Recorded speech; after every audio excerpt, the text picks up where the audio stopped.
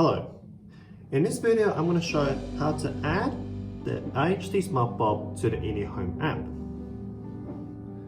First, you will need to download the iNNi Home app on the Apple Store or Google Play Store by searching iNNi Home. Or you can scan the QR code in the video. After the app installed, open the iNNi Home app. To add the new device, press the top right hand corner plus sign. Next, on the left, find Lighting and select Smart Bulb, and a new page will open. To add a light bulb, you would first need to reset the light bulb.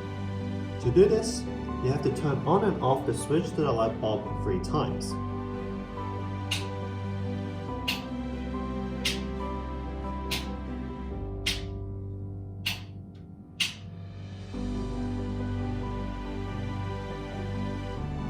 The light bulb will now be rapidly flashing, roughly twice per second.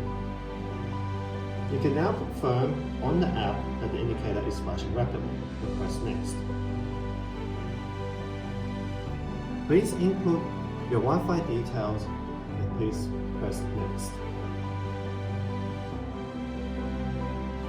Now, the smart bulb will begin pairing to the app. This process takes approximately 2 minutes.